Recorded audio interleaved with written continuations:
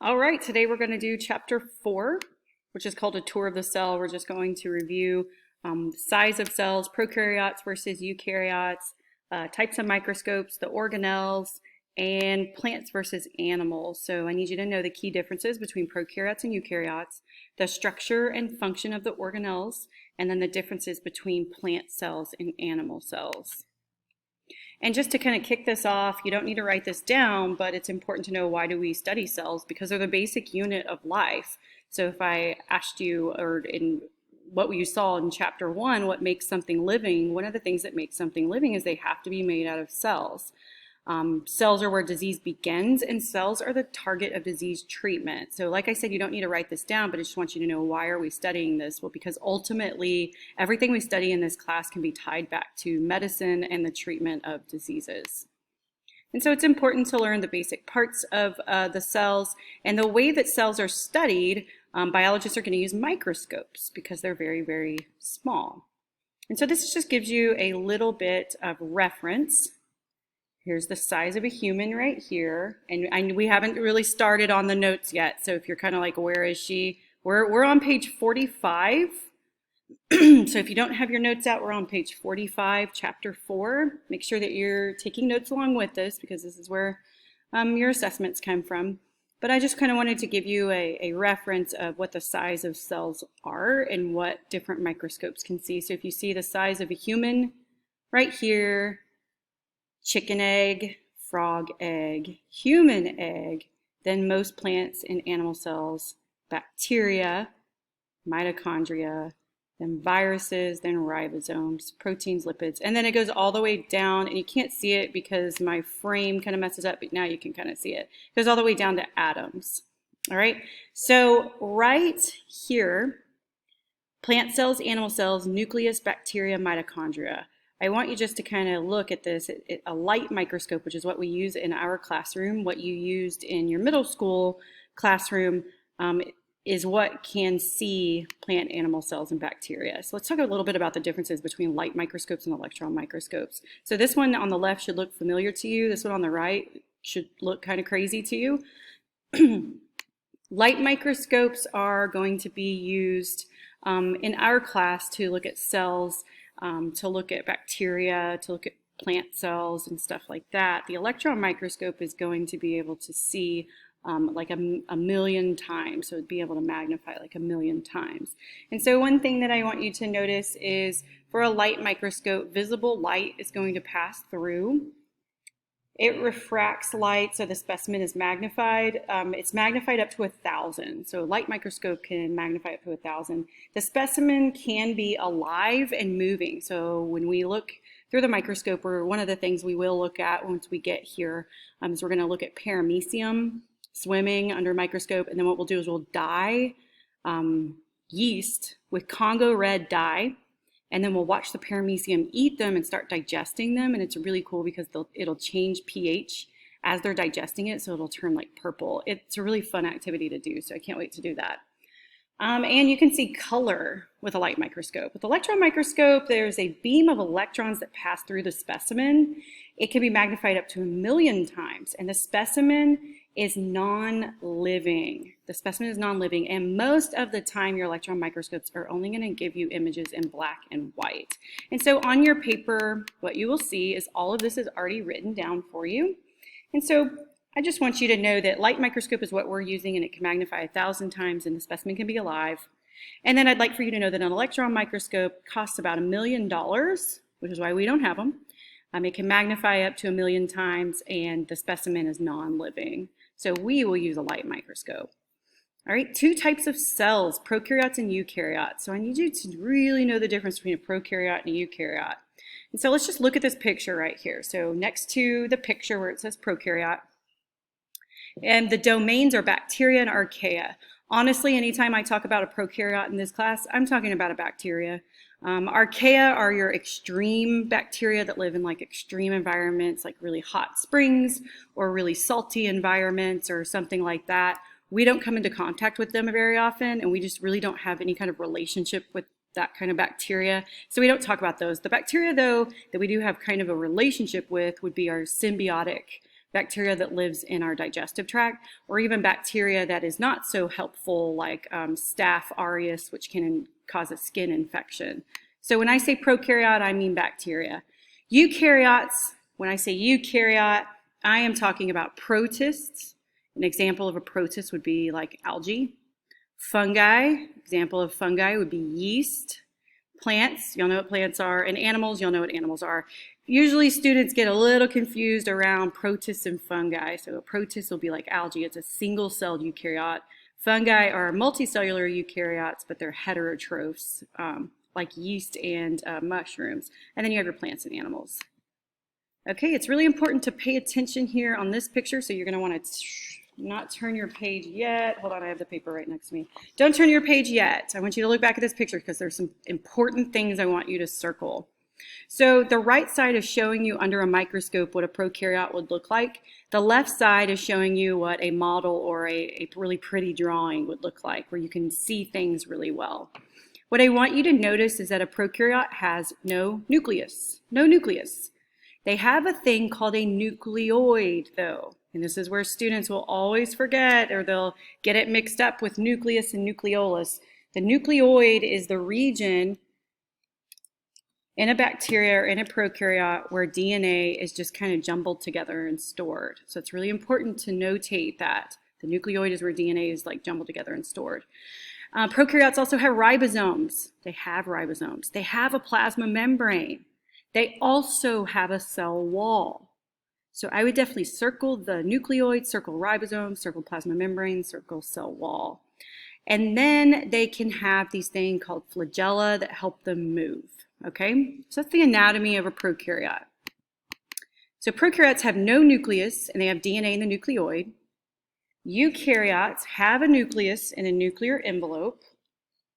So it would probably be wise to jot these down. I'm just going to walk through them and then you can pause. They both have cytosol. Prokaryotes have no organelles other than ribosomes. Really important to remember, no organelles other than ribosomes. Eukaryotes are going to have those membrane-bound organelles with specialized functions like mitochondria, chloroplasts, the ER, the Golgi, lysosomes, things like that. Prokaryotes are smaller than eukaryotes. Prokaryotes are considered primitive or ancient, or the first cells that ever lived on Earth. Eukaryotes are more complex and are thought to have evolved from prokaryotes. We'll talk a lot about that in this class. An example of prokaryotes is bacteria and archaea, and plants of eukaryotes are plant and animal cells. So what I would do if I were you is probably pause and jot those things down. Unless you already know them from cell bio, then you can just flip on to the next page. But if you don't remember those from cell bio, you'll want to write them down. So why do eukaryotes need a nucleus? So this is where I would take volunteers, and a volunteer would tell me a eukaryote needs a nucleus because it needs a place to store its DNA because it is so complex. It has a lot of DNA, so it's got to be able to compartmentalize and have an organized center where all the DNA is. Prokaryotes don't have that much DNA, so it's just like, I'm just going to kind of put it in the middle there, and you know, it's not disorganized and crazy. But with eukaryotes, we're so complex that we have to have a nucleus where we store our DNA.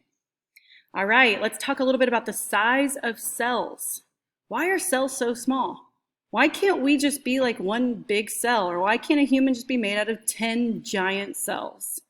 The reason that cells are small is so that they can maintain a large surface area to volume ratio.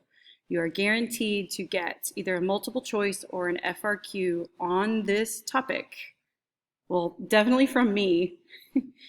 Because I have a lot in my test bank from College Board, because College Board loves to ask about this. So I have a lot of them to pick from. But the bottom line is the larger the surface area to volume ratio, the more efficient a cell is. And the smaller a cell is, the larger the surface area to volume ratio. Therefore, the smaller the cell, the more efficient it is. Hopefully that made sense. So the large surface area to volume ratio increases rates of chemical exchange. And unfortunately, I can't move this thing down. Let me see if I can figure that out. Okay, I figured it out. Yay, now you can see the whole thing. All right, so I don't even know where I was. Larger surface area to volume ratio is going to increase the rate of chemical exchange between the cell and the environment, so chemical reactions can happen more efficiently with a large surface area to volume ratio. But students get confused because they think large surface area to volume ratio, that means the cell's bigger. No, that means the cell is smaller. So if you think about one giant cell right here, and then a bunch of little teeny tiny cells right here, well, which one would there be more surface area and availability for chemical reactions to occur across it? It would be this one on the right. So just to kind of reiterate, the smaller the cell, the larger the surface area to volume ratio. And the larger the surface area to volume ratio, the more efficient the cell is. So College Board likes to give numbers. So they would give 150, I don't know, or okay, so they would give a cell that is, they give 6 and 1, or they give 150 and 125, so surface area to volume. So this little teeny tiny one has a surface area of 6 and a volume of 1, well, the ratio is 6. This larger one right here is a surface area of 150, a volume of 125, well, the ratio is 1.2. And so then College Board or I would ask you, which one of these would be a better cell and would be more efficient and have more chemical exchange across it? You would pick the little one because it has a larger surface area to volume ratio. Okay, and I'm going to show you a little lab that, a little College Board lab whenever we come back from the weekend. So the smaller the cell, the larger the surface area to volume ratio, the better the rate of diffusion or more chemical reactions can occur. Here's some examples of just to kind of prove to you how surface area to volume ratio can help and how parts of our body actually maximize the rate of exchange across the membranes using this idea of a large surface area to volume ratio. So if you look at the intestines, so if you look at the small intestine of an animal, you'll notice these finger-like projections called villi. So then if you look right here, they're finger-like projections. Well, then this kind of zooms in and you can see these are these villi, these finger-like projections. The surface area to volume ratio is maximized when using these things right here. So small intestines have this highly folded surface that increases absorption of nutrients, and it's the large surface area to volume ratio that really, really maximizes, makes it real efficient. All right, so you can just say on that example, so small intestine, highly folded surface to increase absorption of nutrients. And so I'm about to click, so if you're not done writing, push pause. All right, another example would be root hairs.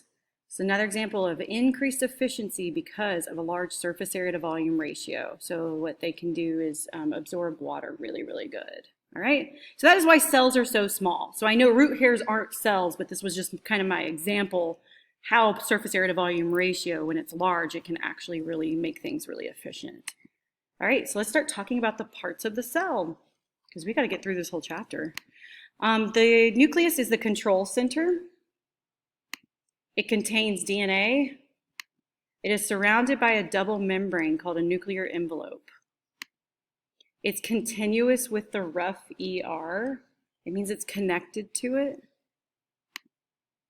It has nuclear pores, like little holes in it, that control what leaves and what what enters and what leaves, is what I meant to say. What enters and what leaves. All right.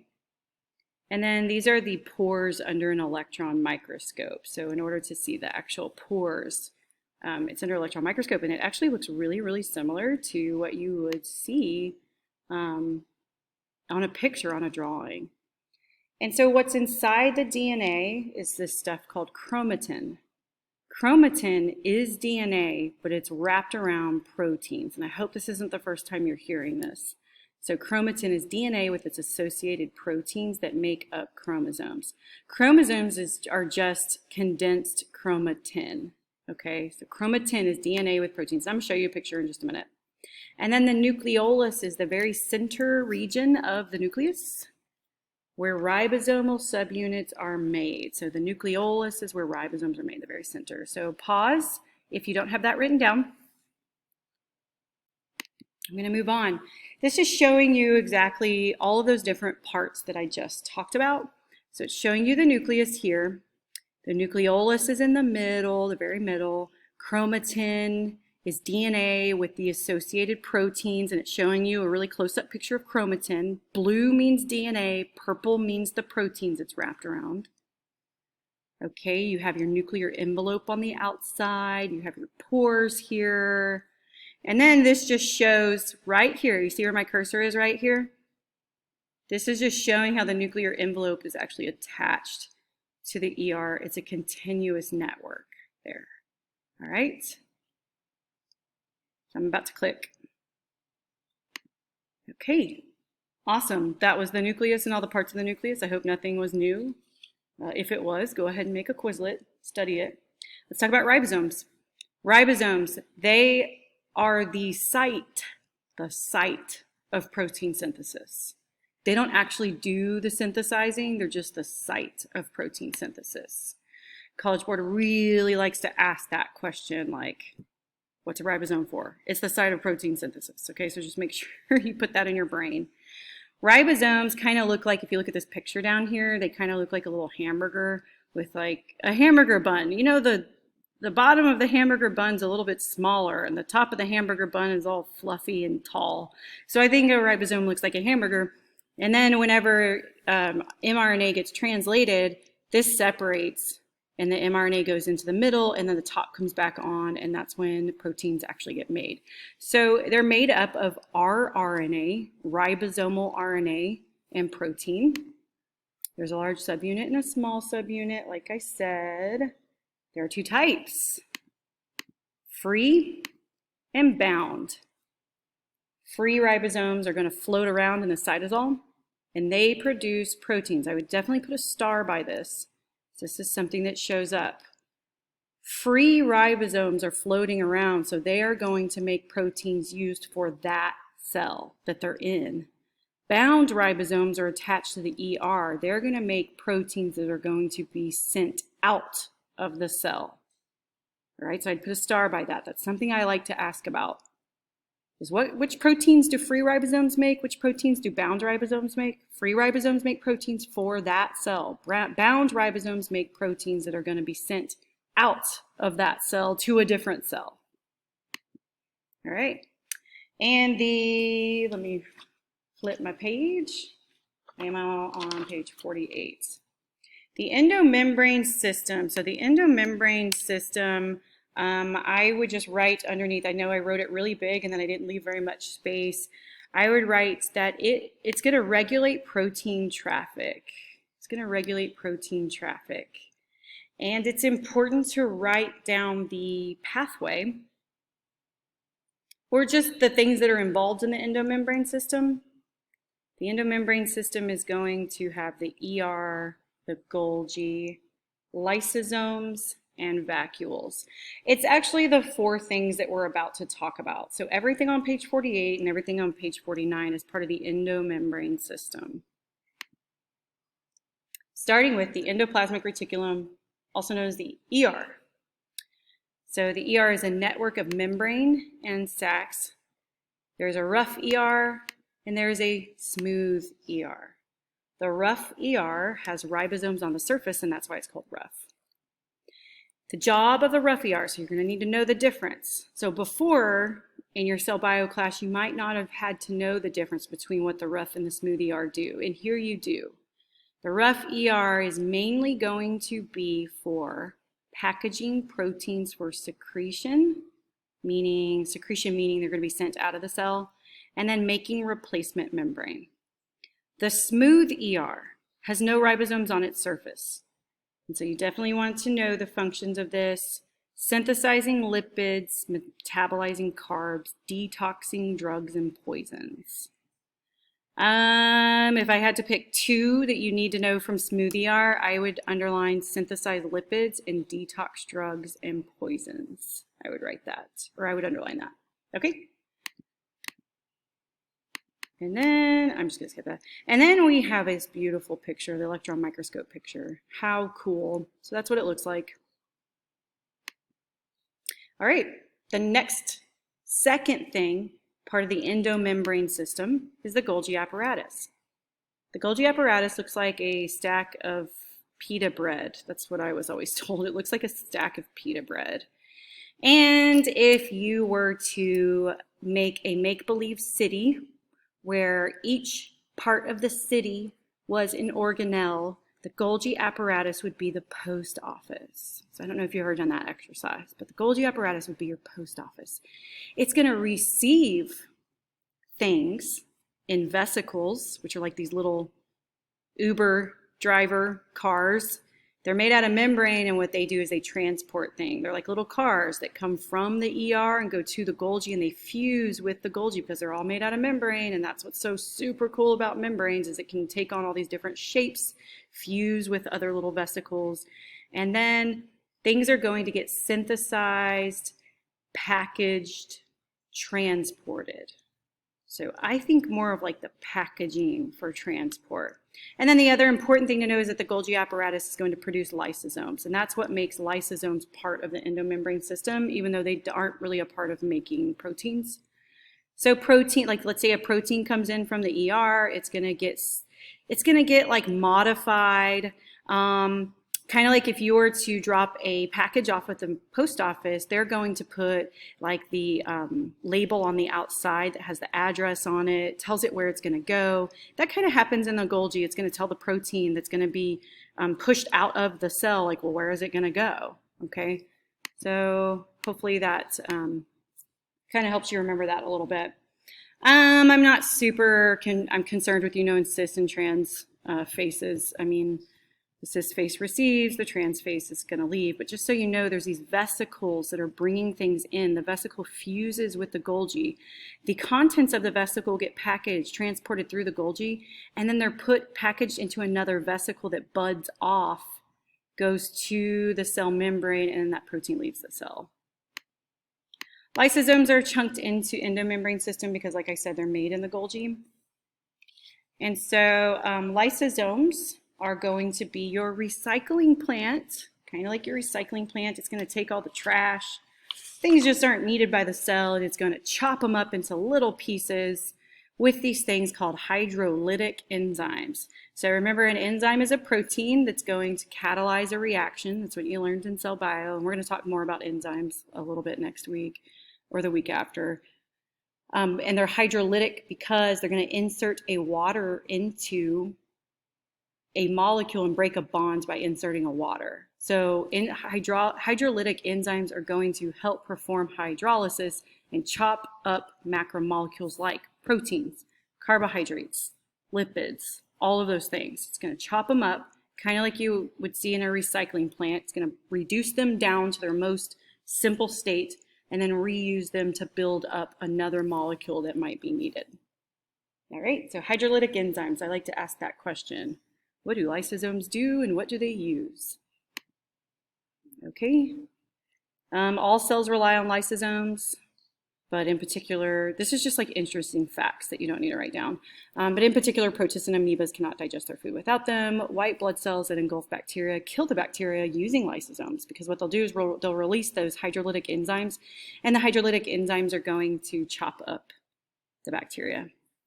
All right, all cells use lysosomes for recycling waste and eventually apoptosis. So if a cell is triggered to undergo death, it is the lysosome that is triggered to release all of its hydrolytic enzymes, and then everything in the cell gets chopped up and the cell dies, but the contents are reused. All right, vacuoles. A vacuole, the function is storage. Storage, I would just write storage in that blank. A vacuole is actually a vesicle, it's just really big. And it's not mobile, it stays put. It's just a membrane-bound vesicle is all a vacuole is, but it's large, it stores something, it stays put. It's not like your little Uber driver cars. So that's what makes it different. There's food vacuoles, they're contractile vacuoles. A contractile vacuole is what certain organisms will use to push water out of their bodies whenever too much water comes in. And I'm going to give you an example of that when we talk about hypertonic, hypotonic. I'll talk about the contractile vacuole again. So just kind of keep that in the back of your mind that that's going to come up again. It's important to know that Plants and animals have vacuoles. Plants and animals have vacuoles, but a plant has a large central vacuole where it stores water and ions. And so this is what makes plant cells able to fill up and be really turgid with water, is that it has that central vacuole. All right, so I'm going to click. Okay, so the reason why ER, Golgi, lysosomes and vacuoles are part of the endomembrane system is because they're made out of membrane, or they're made within these two different things. And so the path of a protein, what I need you to write down for that is DNA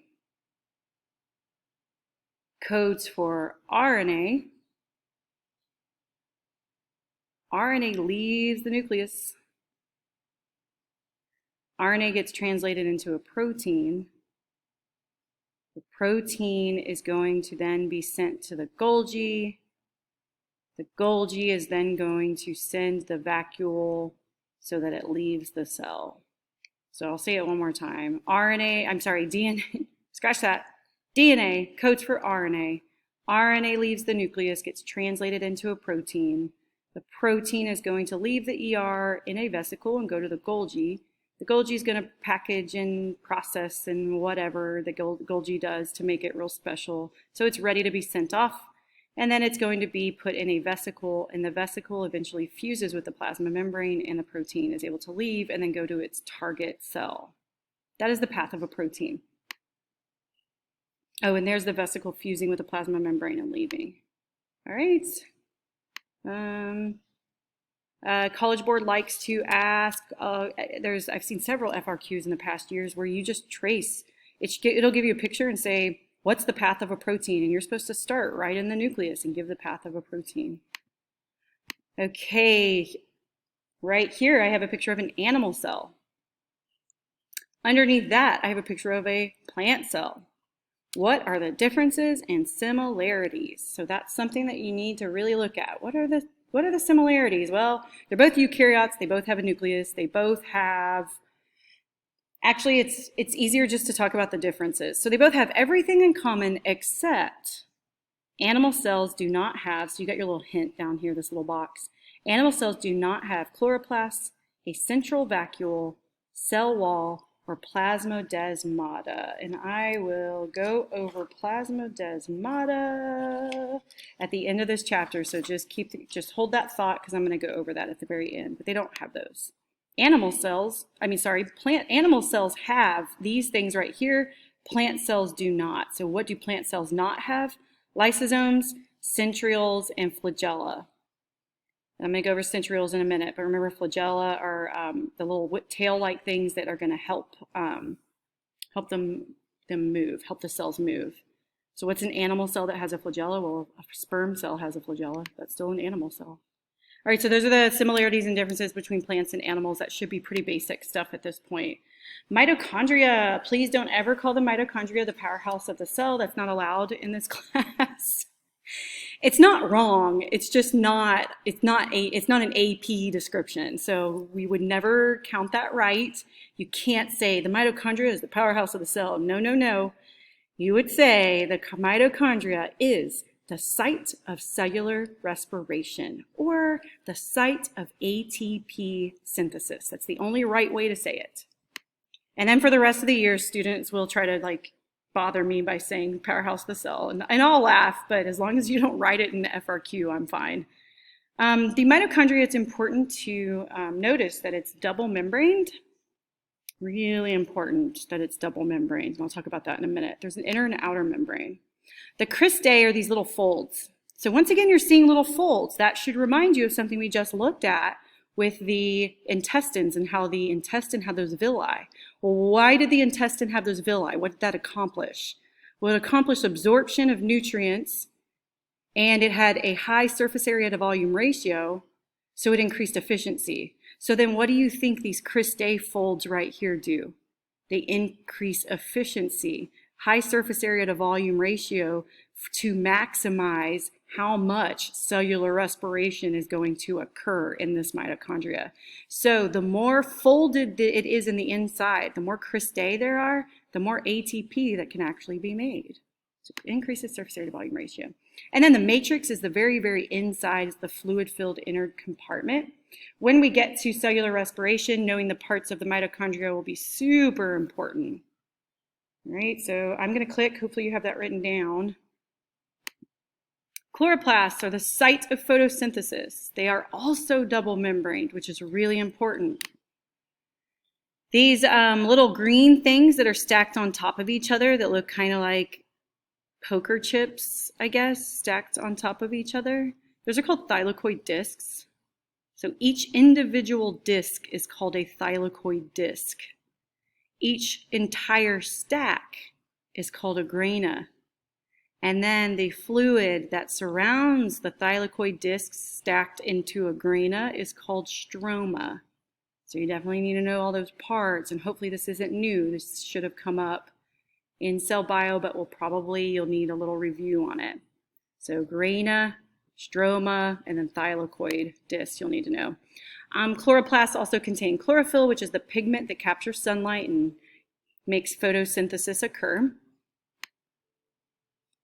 Here is why it is so important to know that the mitochondria and the chloroplasts are both double membraned. There are other things that they also have that are very, very important. Mitochondria and chloroplasts share a similar origin. So we use the fact that mitochondria and chloroplasts have a double membrane to prove like theories, the theory of evolution. This is called the endosymbiont theory, and it's like an evolution idea or theory. It was once believed that the mitochondria and the chloroplast were their own prokaryote organism. The mitochondria was like a little bacteria, and the chloroplast was like a little bacteria, and there was this eukaryote ancestor. So you can't call this a eukaryote yet. It's not a eukaryote yet because it doesn't have its mitochondria yet. A eukaryote ancestor got hungry one day and said, that little mitochondria prokaryote right there sure looks yummy, and it ate it, and it was like, wait a second, you are really good at making ATP, I'm going to keep you. And then it got hungry again, and it ate a chloroplast-like bacteria, and it looked at it, and it was like, wait, you're really good at capturing sunlight to make food so that I don't have to eat anymore. I'm going to keep you. Kind of crazy. Some might think it's a little far-fetched, but here's our evidence. It's not just that mitochondria and chloroplasts are double membraned. They also have their own ribosomes and DNA. Like, what? They're the only organelle that has its own ribosomes and its own DNA. If that's just not proof enough right there, I don't know what is. I mean, I don't know if a eukaryote like floated up to a little prokaryote and was like, I'm going to eat you. Ooh, I like you. Let's live together. I don't know if that's really how it happened. It's a really simple way of describing it. But that's just the best theory that scientists could come up with. Third evidence is they can reproduce independently. That means a mitochondria can undergo a process that looks like binary fission and just make other mitochondria. They just like split in half and now there's 2. And then those split in half and now there's 4. And then those split in half and now there's 8. They can just self-replicate independently in the cell, and chloroplasts can do that too. They behave like just their own single-celled prokaryote living organisms. So this is used as evidence for evolution. It's called the endosymbiont theory. Very, very interesting. All right, peroxisomes. Let's move on. We're going to finish this whole thing. We're just going to. If you need a break, take a break. We got to get through all this though. Peroxisomes are there to break down fatty acids and detox alcohol. So which organ would you assume has a lot of peroxisomes? Which one? Which organ do you think has a lot of peroxisomes if it's there to detox alcohol? Yes, you are right. It is the liver. You're right. It involves the production of hydrogen peroxide. So we're going to talk about an enzyme called catalase, and we are going to do a lab with the enzyme catalase when you come to campus. And those of you that aren't coming to campus, that's okay. You're going to be pulled into the experience too. But students in the classroom are actually going to be manipulating the catalase. We're going to get chicken liver and we're going to get cow liver from the store. And we're going to drop hydrogen peroxide on them, and we're going to see how it detoxes or how it breaks hydrogen peroxide down. So why am I talking about that? That is because peroxisomes are going to detox alcohol, but hydrogen peroxide is made as a byproduct. Well, hydrogen peroxide itself is also toxic, so a further step has to be taken to break hydrogen peroxide down. So let me go back over that again because I know I'm going to have some questions over this. So peroxisomes will take alcohol in and will convert alcohol into hydrogen peroxide to detox the cell from alcohol. Well, hydrogen peroxide is also toxic, so a further step has to be taken to detox the cell from hydrogen peroxide. And the enzyme used for that is something called catalase. Catalase will take hydrogen peroxide and break it down into water and oxygen. Yay, water's good, oxygen's good, everybody's happy. All right, cytoskeletons. The cytoskeleton is a network of protein fibers, and it's kind of like your skeleton. It's there for support, motility. Your skeleton doesn't regulate biochemical activities, but I was trying to give you like a little analogy. The cytoskeleton is there for support, motility, and for some biochemical activities. And this is what it would look like if it's fluorescently stained and put under an electron microscope. So some electron microscope images are not black and white because they would be fluorescently stained with something. Still is a dead cell though. All right, hopefully you got that written down. If you didn't, push pause. There are 3 types of cytoskeleton fibers. You can see them written down underneath that picture: microtubules, microfilaments, and intermediate filaments. Don't write all of this down. Just wait for me to tell you what to write down. Wow, look at all that. That's so much. Okay.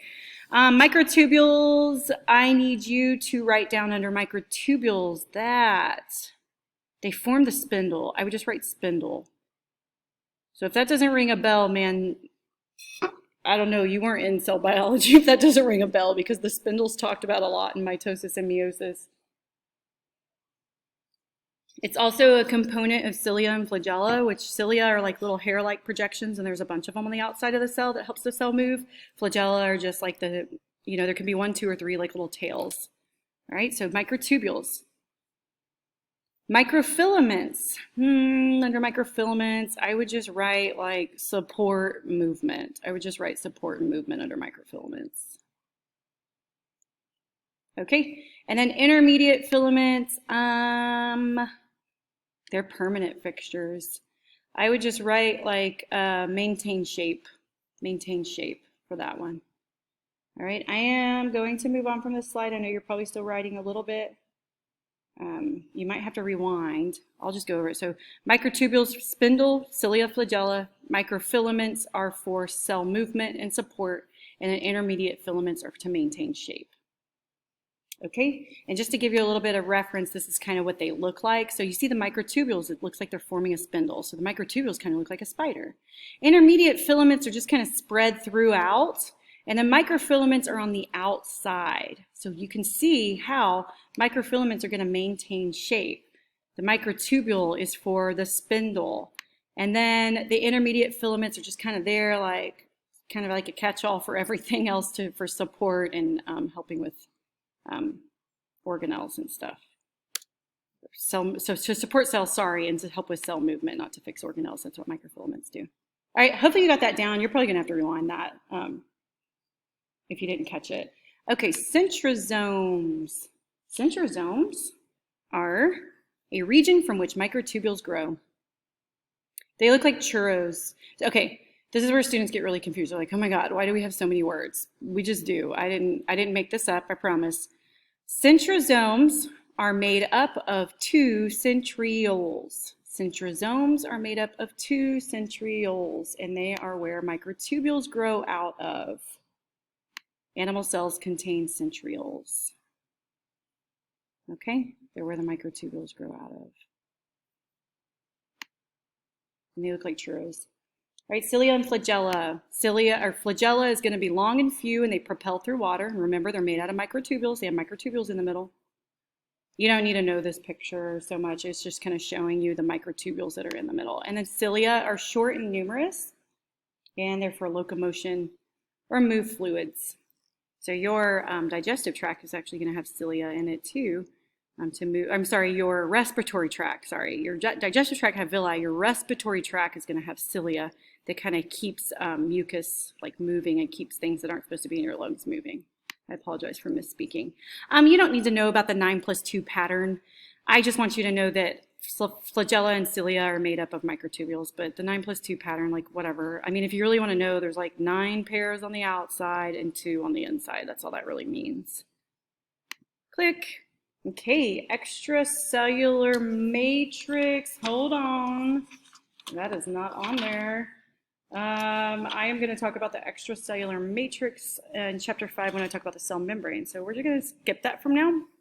But just so you know, the extracellular matrix is on the outside, and it's to strengthen. I don't see it here on your notes, though. So skip. All right, intracellular junctions. We are finishing up here. Under 45 minutes. Let's go. Intercellular junctions is a junction. It's one cell. How does one cell and the cell next to it, how are they joined together, basically? So in animal cells, you have 3 things. The first one's called a tight junction.